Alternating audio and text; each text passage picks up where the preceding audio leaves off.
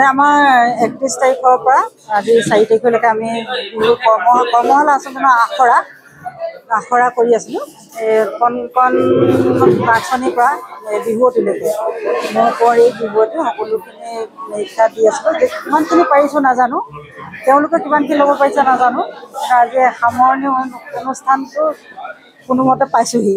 এইখিনি আমাৰ প্ৰায় 80 হৈছিলে, 80তকৈ ওপৰে হৈছে, ইমানে হৈছিলে।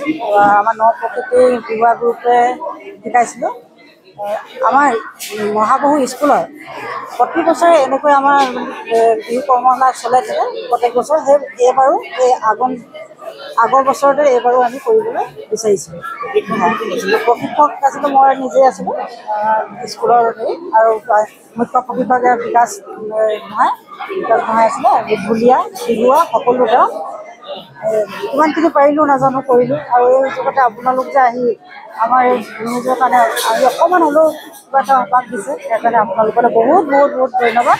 আৰু আগন্তুক ৰঙালী বিহুলৈ আপোনালোকলৈ শুভকামনা জ্ঞাপন কৰিম। মানে আমাৰ 31 তাৰিখৰ পৰা আজি 4 তাৰিখলৈকে আমি বিহু কৰ্মশালা আচলতে আখৰা কৰি আছিলোঁ।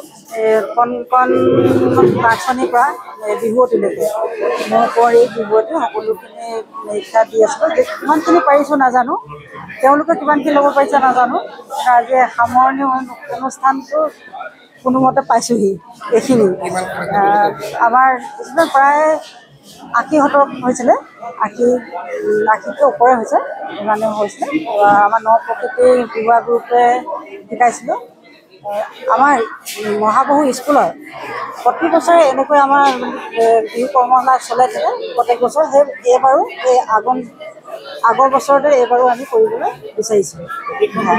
প্ৰশিক্ষক আছিলোঁ মই নিজেই আছিলোঁ স্কুলৰ আৰু মুখ্য প্ৰশিক্ষকে বিকাশ গোহাঁই আছিলে। ঢুলীয়া বিহুৱা সকলো তেওঁ কিমানখিনি পাৰিলোঁ নাজানো, কৰিলোঁ। আৰু এই যুগতে আপোনালোক যে আহি আমাৰ এই বিহুৰ কাৰণে আমি অকণমান হ'লেও কিবা এটা সকাহ দিছে, সেইকাৰণে আপোনালোকলৈ বহুত বহুত বহুত ধন্যবাদ।